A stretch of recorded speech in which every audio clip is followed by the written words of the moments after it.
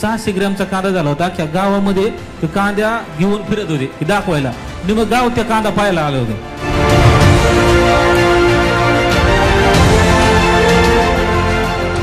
आहे सगळे सुंदर प्रोडक्ट करायचं, याच्यावरती मोठ्या लेवलचं काम. मला एवढंच सांगायचं फ्रेंड्स की सगळे प्रोडक्ट जे आज आपले बनतात ते आज जर बघितलं गेलं तर जवळजवळ आपले जेवढे काही 250+ प्रोडक्ट आहेत यामध्ये हेल्थ कॅटेगरी असतात. आता आपण हेल्थवर बोललो, पण मला सांगा ऍग्रिकल्चरचे पण रिझल्ट आहे का नाही? आहे का नाही? मग ऍग्रीचे पण तेवढे सुंदर. ओके, मला ऍग्रीचेच फक्त दुसरं कोणीच नाही बोलायचं, फक्त ऍग्रीवाले. चलो येस. माझं नाव अनिता वाघ आहे. नातेपुते या शहरात दिलेला आहे रिझल्ट. ऍग्रीसाठी ऊसासाठी त्यांना ऊस लागण करायची होती, तर त्यांनी काय केलं, आपलं सॉइल केअर सनगार्ड आहे ना, त्याचे ते कांडे बुडवले त्या सॉइल केअर सनगार्ड मध्ये आणि नंतर त्याची लागण केली. असं जर ऊस लागण केली तर आपण 20 ते 21 दिवस लागतं ते उगवून यायला. पण ते शेतकऱ्यांनी लागण केली गेले, म्हणले काय आता 10-15 दिवस काय टेन्शन नाही. आणि नंतर न चक्कर मारायला आले 5-6 दिवसांनी आले, तर ते असं एवढा ऊस उगवून आला होता. एवढे खुश झाले ना ते, म्हणजे मी आजपर्यंत नाही का असा रिझल्ट बघितला नाही. Okay, great great. ऊसाचा रिझल्ट मॅडम म्हणतात जबरदस्त लेवलचा आला. ओके, हां बोला बोला पटकन बोला. मी शरद टावरे औसरीहून बिलॉंग करतोय.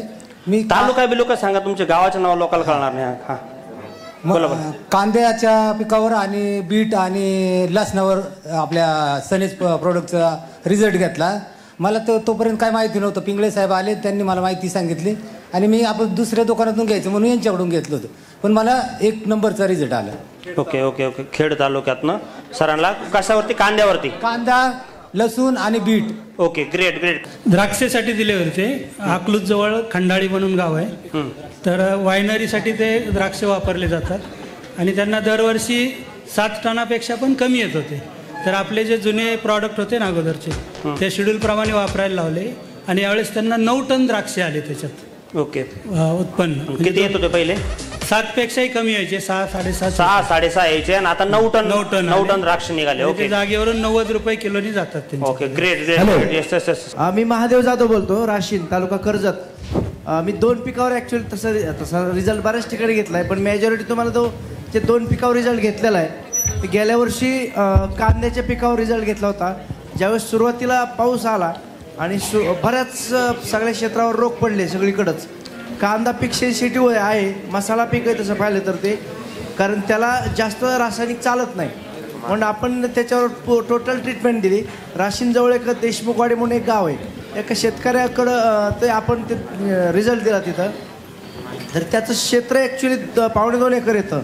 त्या 2.25 एकरावर ट्रीटमेंट देताना त्याच्या आजूबाजूचे जे शेतकरी होते त्यांचा पण सर्वे केला. असे 13 शेतकरी होते, त्यातले त्यांनी कुणी घेतलं नाही बाकीच्यांनी, पण हे एकट्याने घेतलं आणि पाहिजे तसं पहिल्यापासून शेवटपर्यंत जे शेड्यूल होतं आपलं कांद्या पिकाचं ते पूर्णपणे त्यांनी अप्लाय केलं.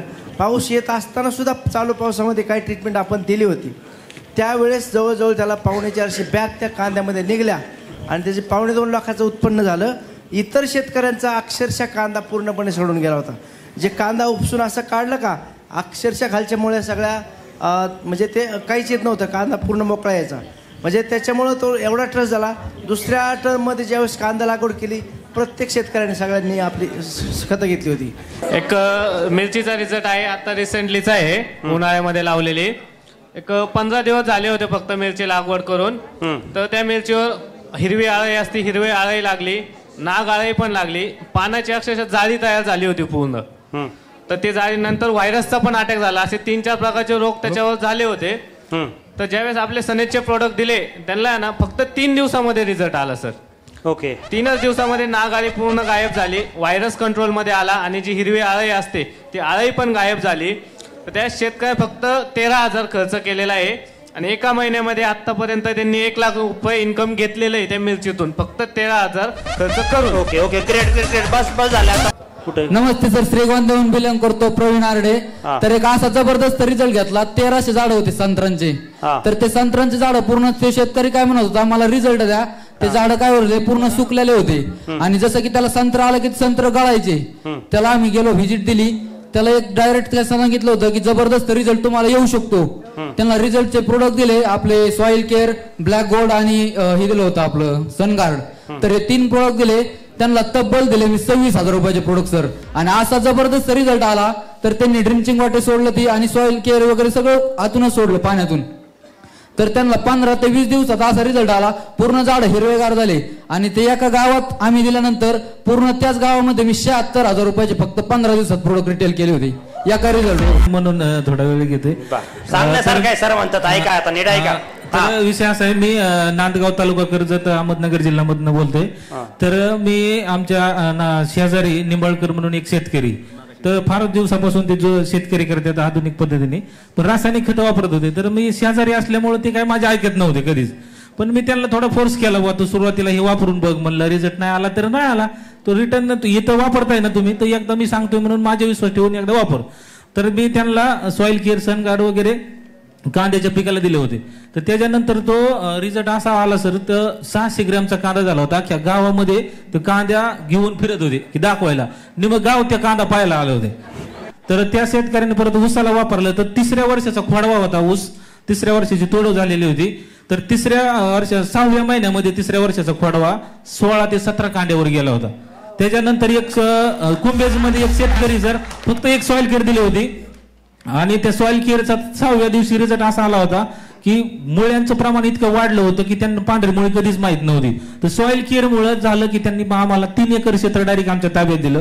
तर त्या ह्याच्या माध्यमातून त्या गावामध्ये कमीत कमी 2 ते 3 लाखाचा बिझनेस फक्त सॉइल केअर मुळे आणि सनगार्ड मुळे आलेलं आहे. Great great great. तुम्हाला सांगतो, सॉइल केअर हे जे प्रोडक्ट आहे ना मित्रांनो, सॉइल केअर सनगार्ड हे ॲग्रीचं आकाई सोना भंडार आहे. हॅलो, बरोबर ना? हे ॲग्रीचं आकाई सोना, एक प्रोडक्ट फक्त घेऊन ये ना, एखादा करोडपती बनू शकतो एक प्रोडक्ट.